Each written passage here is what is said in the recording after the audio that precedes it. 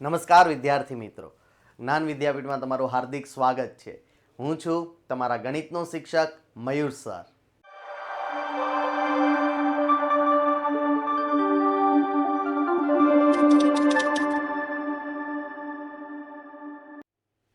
આપણે ધોરણ 7માં ચેપ્ટર રાશિઓની તુલના જોઈ રહ્યા છીએ. આજનો આપણો લેક્ચર છે લેક્ચર નંબર 6. હજી સુધી જો આગળના 5 લેક્ચર નથી જોયા તો ઉપર અહીંયા આઈ બટનમાં તેની લિંક હમણાં જ આવશે, એના પર ક્લિક કરીને તમે વિડીયો જોઈ શકો છો, અથવા તો ચેનલમાં વિડીયોઝમાં પ્લેલિસ્ટમાં વયા જશો તો પ્લેલિસ્ટમાં પણ તમને મળી જશે. એ વિડીયો પહેલાં જુઓ અને પછી આ વિડીયો પર આવો. આપણે રાશિઓની તુલનામાં વાત કરતા હતા કે ટકાવારી કેવી રીતે શોધાય. એ ટકાવારી કેવી રીતે શોધવાની છે એની વાત કરતા પહેલાં, આજનું લેક્ચર શરૂ કરતા પહેલાં એક નાની એવી ટકોર છે કે હજી સુધી જો તમે અમારી ચેનલને સબસ્ક્રાઇબ નથી કરી તો સૌપ્રથમ સબસ્ક્રાઇબ કરો. વિડીયો જોવાની મજા આવે છે તો તમારા મિત્રો સાથે શેર કરો અને વિડીયોને લાઇક કરો. વ્યૂ તો ઘણા આવે છે પણ તમે લોકો લાઇક નથી કરતા, તો વિડીયોને લાઇક જરૂરથી કરો. વધારે વાત ન કરતા આજનો લેક્ચર આપણે શરૂ કરીએ. ચલો, સ્વાધ્યાય 7.2 આજનો આપણો જે લેક્ચર છે 6ઠ્ઠા નંબરનો છે. સ્વાધ્યાય 7.2 ની અંદર પ્રશ્ન નંબર 2 આજે આપણે જોવાનો છે. ચલો, શું કહે છે પ્રશ્ન નંબર 2? પ્લેન વિડીયો ને. પ્રશ્ન નંબર 2 આપણો શું કહે છે? તો સૌ પ્રથમ પ્રશ્ન નંબર 2 માં એવું કીધું છે કે આપેલા ગુણોત્તરના પદોની ટકાવારીમાં બદલો. આપેલા ગુણોત્તરને ટકાવારીમાં બદલવાનું છે ભાઈ. ગુણોત્તર આપ્યો છે, અહીંયા બે રકમ આપી છે, 3:1 અને બીજી છે 2:3:5. જો મૂંઝાવાની કોઈ જરૂર નથી. શું છે પહેલી રકમ? તો કે પહેલી રકમમાં એવું કીધું છે કે 3:1. ચાલો, તો બે ભાગ પાડ્યા છે. ગુણોત્તર એટલે કે ભાગ કેટલા? બે જણા છે તો બે ભાગ પાડ્યા, એકને 3 ભાગ મેળો ને એકને 1 ભાગ મેળો, તો કુલ કેટલા ભાગ થાય? તો સૌથી પહેલા કુલ ભાગ ગોતી લેવાના.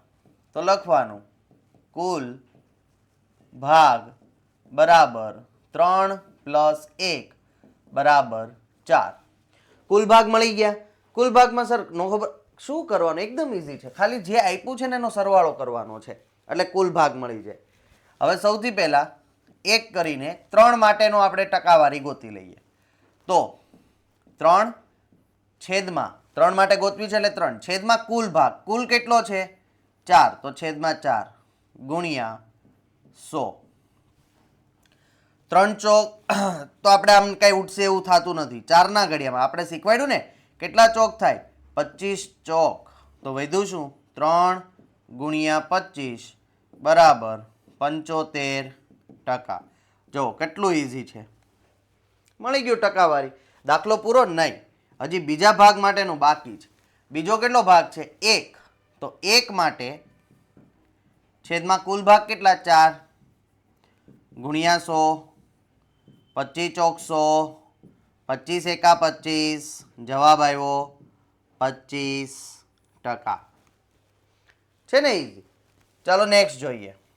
કાંઈ કરવાનું નથી. શું કરવાનું? જે પણ ગુણોત્તર આપ્યો છે ને એ બધાનો સરવાળો. 2 + 3 + 5 કેટલા થાય? 10. કુલ ભાગ મળી ગયો. આ શું મળ્યું આપણને? કુલ ભાગ. કુલ 10 ભાગ કરેલા છે. 3 વાર છે તો આપણે 3 વાર દાખલો ગણવાનો થશે. પહેલી વાર 2 માટે 2 ના છેદમાં કુલ ભાગ કેટલો? 10 ગુણ્યા કર્યો 100. કેમ સર ગુણ્યા 100? શું ગોતવું છે? ટકાવારી. તો ટકાવારીમાં શું હોય? ગુણ્યા 100. 0 0 ઉડી ગયું. 2 ગુણ્યા 10 વધ્યું એટલે 20%. યસ. ચાલો બીજા પાર્ટ માટે. બીજો પાર્ટ કોના માટે? 3 માટે. છેદમાં કુલ ભાગ કેટલા? 10 એને ગુણ્યા કેટલા? 100. 0 0 ઉડી ગયું. 3 ગુણ્યા 10 બરાબર કેટલા થાય? 30%. હવે વધ્યો આપણો ત્રીજો ભાગ. ત્રીજો ભાગ કોના માટે છે? 5 માટે. કુલ ભાગ કેટલો? 10 ગુણ્યા કેટલા? 100. 0 0 કટ. 5 ગુણ્યા 10 બરાબર 50%. છે ને એકદમ ઈઝી? બસ આવી રીતે ઈઝી જ દાખલા છે. ગુણોત્તરમાં બીજું કંઈ કરવાનું હોતું જ નથી. ચાલો નેક્સ્ટ જોઈએ. લે ઉપર વયું ગયું. ચાલો નેક્સ્ટમાં શું રકમ આપી છે? નેક્સ્ટની રકમ છે આપણી પાસે કે 1/4. તો સૌથી પહેલા મેં કીધું એમ શું ગોતવાનું? કુલ ભાગ. 1 પ્લસ 4 કેટલો મળે 5. ચાલો કુલ ભાગ મળી ગયો. પછી સૌથી પહેલા દાખલો ગણવાનો. એના માટે આપણે પેલા 1 માટે ગણીએ છીએ તો 1 ના છેદમાં કુલ ભાગ કેટલો છે 5 ગુણ્યા કેટલા 100. 20 પંચા 100, 20 એકા 20 એટલે કે 20% જવાબ આવે. વધારે કાંઈ વિચારવાનું નહીં. ચાલો હવે કોના માટે 4 માટે છેદમાં કુલ ભાગ કેટલા 5 ગુણ્યા કેટલા 100. કેમ ગુણ્યા 100? શું ગોતવું છે? ટકાવારી. 20 પંચા 100 વધ્યું શું 4 ગુણ્યા 20 4 દુ 8 80%. જો કુલ તો 100 જ થઈ જશે. 80 ને 20 100. હંમેશા કુલ ભાગ તો એટલો જ રહેશે. ચાલો આની રકમમાં જોઈએ. 1 plus 2 plus 5 is equal to કેટલા થશે 5 6 7 અને 8. આ શું મળ્યું આપણને? કુલ ભાગ. ઓકે ચાલો હવે પેલા માટે ગણીએ 1 માટે 1 ના છેદમાં કુલ ભાગ 8 ગુણ્યા 100. હવે 8 ના ઘડિયામાં 100 નથી આવતું. શું કરવાનું? અને આમ લખી નાખો 100 એકા 100 ઉપરનો ગુણાકાર કરો છેદમાં 8.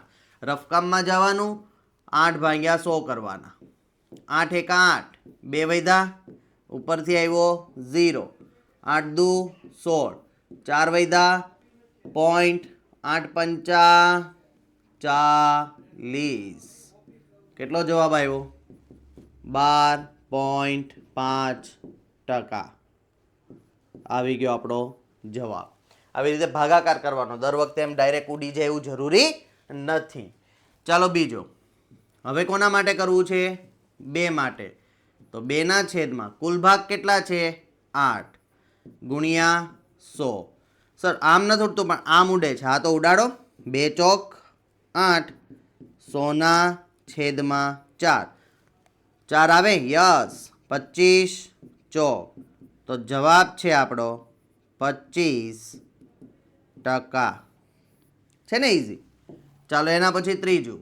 કેમ સર ત્રીજી વાર? કારણ કે હજી 5 છે. 5 ના છેદમાં કુલ ભાગ 8 ગુણ્યા 100.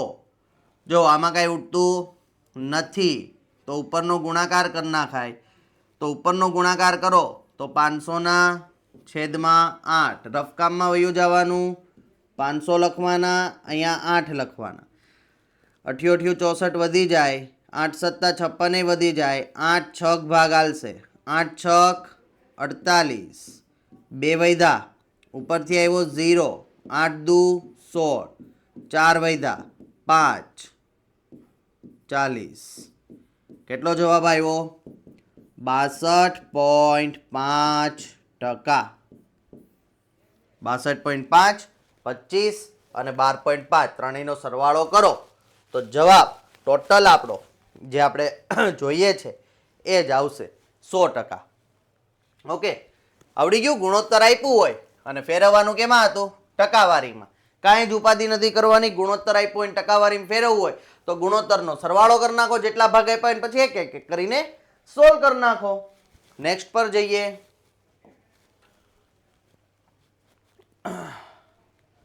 ચાલો નેક્સ્ટ શું કહે છે? નેક્સ્ટ રકમમાં આપણને આવું આપેલું છે કે એક શહેરની વસ્તી 25,000 હતી પહેલા અને હવે ઘટીને 24,500 થઈ ગઈ છે. તો ઘટાડાને ટકાવારીમાં શોધો. ઘટાડાને કેમાં શોધો? ટકાવારીમાં. જો એકદમ ઈઝી છે. શું કરવાનું છે? પહેલા તો અહીં લખવાનું કુલ વસ્તી કેટલી 25,000. એના પછી કેટલી થઈ ગઈ 24,500. કેટલાનો ઘટાડો થયો? ઘટાડો થઈ ગયો 500 નો ઘટાડો થયો. 500 વ્યક્તિ વયા ગયા વસ્તીમાંથી. ઓકે પણ આપણો જવાબ નથી. આપણે તો ઘટાડો કેમાં જોઈએ? ટકાવારીમાં જોઈએ. તો અહીં લખવાનો ઘટાડો ટકાવારીમાં બરાબર 500 છેદમાં કુલ વસ્તી કેટલી હતી 25,000. લખો છેદમાં 25,000 હંમેશા કુલ ગુણ્યા 100. કેમ સર 100? ટકાવારી શોધવી છે. 0 0 0 0 કટ 0 0 કટ. ચાલો શું વધ્યું? 5 ગુણ્યા 10 છેદમાં 25. હજુ 25, 5ના ઘડિયામાં 10, 5 દુ 10, 2%. કેટલી વસ્તી ઘટી? 2% વસ્તી ઘટી. 25,000માંથી 24,500 થઈ, 500 વ્યક્તિ ઘટ્યા, પણ ટકાવારીમાં કેટલી ઘટી? 2% વસ્તી ઘટી. જો કેટલા ઇઝી દાખલા છે. પહેલું ચેપ્ટર તો ખૂબ ઇઝી છે. આવી જ રીતના ગણવાનું છે. નેક્સ્ટ પર જાઓ. જો ક્યાંય પણ ન સમજાય ને તો તમારે કોમેન્ટ કરવાની છે. તમારા કોમેન્ટનો અવશ્ય રિપ્લે મળશે. એટલે ક્યાંય પણ ન સમજાય તો કોમેન્ટ કરી દેવી. આ ઉપરાંત આ વિડીયોની નીચે ડિસ્ક્રિપ્શનમાં અમારા વોટ્સઅપ, ઇન્સ્ટાગ્રામ, ટેલિગ્રામ બધાની લિંક આપેલી છે. તો વોટ્સઅપની લિંક ઉપર ક્લિક કરશો એટલે વોટ્સઅપ સાથે જોડાઈ જશો. એમાં પણ તમે અમને મેસેજ કરી શકો છો. કોઈ પણ વસ્તુ ન સમજાતી હોય, કોઈ પણ ચેપ્ટરની હોય, આ વિડીયો રિલેટેડ હોય, બીજા ચેપ્ટર રિલેટેડ હોય, કોઈ પણ વસ્તુ ન સમજાતી હોય તો તમારે અમને વોટ્સઅપમાં કોન્ટેક્ટ કરવાનો. અમે તમને ત્યાં અવશ્ય રિપ્લે આપશું. તમારી ક્વેરીનું સોલ્યુશન કરીશું. ઓકે, ચાલો નેક્સ્ટ. છે ને ઇફેક્ટ બાકી? આ બધી મહેનત અમે તમારા માટે જ કરીએ છીએ. એટલે લાઈક કરવાનો, વિડીયો શેર કરવાનો. એટલે આવા નવા નવા વિડીયો બનાવતા જ રહેશું અમે. ચાલો નેક્સ્ટ વિડીયો શરૂ કરીએ અને એની રકમ વાંચીએ. અરુણે એક કાર લીધી, 3,50,000માં કાર લીધી. કેટલામાં લીધી? 3,50,000માં લીધી. પણ તે પછીના વર્ષે તેની કારની કિંમત વધીને 3,70,000 થઈ ગઈ. કેમ એવું થયું? કારણ કે કાર ઓછી બનાવી હતી, ઉપડી ગઈ, વધારે ડિમાન્ડ હતી તો કિંમત વધી ગઈ. તો એમાં જે વધારો થયો એ ટકાવારીમાં શોધો. કિંમતમાં જે પણ વધારો થયો છે એ કેમાં ગોતવાનો છે? ટકાવારીમાં. પહેલા તો આપણે કહીએ કે ભાઈ મૂળ કિંમત કઈ હતી કારની? મૂળ કિંમત કેટલી છે? 3,50,000. ઓકે, પછી વધેલી કિંમત કેટલી છે? વધીને થયેલ કિંમત બરાબર 3,70,000.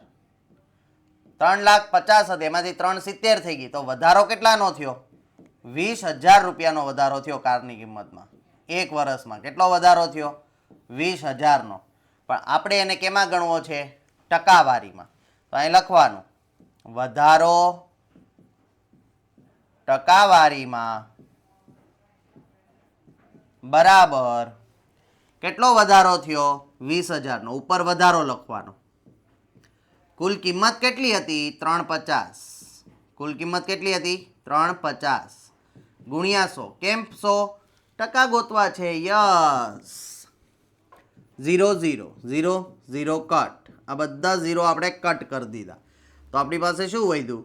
2/35 ગુણ્યા 100. હવે જો આપણી પાસે આવું છે 7 પંચા 35 અને 20 પંચા 100. એટલે 5 5 ઉડાડ્યા. જો 20 પંચા 100 લખ્યા, 7 પંચા 35 કર્યા, 5 5 આપણે કેન્સલ કરી દીધા.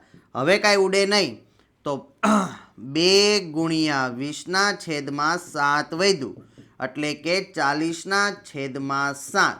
હવે આપણે આનો ઘડિયો બોલીએ, કારણ કે આ અશુદ્ધ સંખ્યા કહેવાય. કેમ કોને ખબર પડી ગયા અશુદ્ધ કહેવાય? કારણ કે ઉપર મોટું છે. તો 7નો ઘડિયો બોલવાનો 40 કરતાં નાનો હોવું જોઈએ. 7 એકા 7, 7 દુ 14, 7 તેરી 21, 7 ચોક 28, 7 પંચા 35, 7 છક 42 તો વધી જાય. 7 પંચા 35 ને એમાં 5 નાખો એટલે ટકાવારીમાં આપણને જવાબ મળી ગયો. કેટલા ટકા કિંમત વધી? સમજાણું? હા સર, આમનો લખવો હોય ને પોઈન્ટમાં લખવો હોય તો આમ હા કરી શકો. જો આવી રીતે આમ ભાગાકાર કર્યો. 7 પંચા 35, 5 વધ્યા, પોઈન્ટ 0, 7 સત્યુ 49, 1 વધ્યો 0, 7 એકા 7, 3. હવે કાંઈ થાય નહીં એટલે આપણે વધારે આવી રીતે કાંઈ આગળ જઈને કાંઈ કામ કરાય નહીં. તો આ પણ જવાબ તમે લખો તો સાચો જ પડે. 5.771%. પોઈન્ટ પછી 2 અક્ષર સુધી ગયા હોય તો પણ ચાલે. હા, તો આ જવાબ એ સાચો જ છે, આ જવાબ એ સાચો જ છે. બંને જવાબ સાચા છે. દર વખતે સંપૂર્ણ ટકાવારીમાં જવાબ મળતો હોય, રાઉન્ડ ફિગરમાં જવાબ મળતો હોય એવું જરૂરી નથી. ચાલો નેક્સ્ટ. ઓકે, તો નેક્સ્ટમાં આજે આપણે અહીંયા સુધી જ રાખવાનું છે. હવે પછીનો જે 7મો લેક્ચર આવશે એની અંદર સ્વાધ્યાય 7.2ના આપણે આગળના દાખલા જોશું. તો તમે વિડીયોને લાઈક કરો, શેર કરો તમારા મિત્રો સાથે અને ચેનલને સબસ્ક્રાઈબ કરો કે આની પછીના જે પણ વિડીયો અમે અપલોડ કરીએ તેની નોટિફિકેશન તમને મળી જાય. આ વિડીયોની નીચે ડિસ્ક્રિપ્શનમાં લિંક આપેલી છે વોટ્સઅપની, એના ઉપર ક્લિક કરીને અમારા વોટ્સઅપ સાથે જોડાઈ જાઓ. કાંઈ પણ ક્વેરી હોય તો કોમેન્ટ અવશ્ય કરજો. આજનું અહીંયા સુધી રાખીએ છીએ. નમસ્કાર, થેન્ક યુ.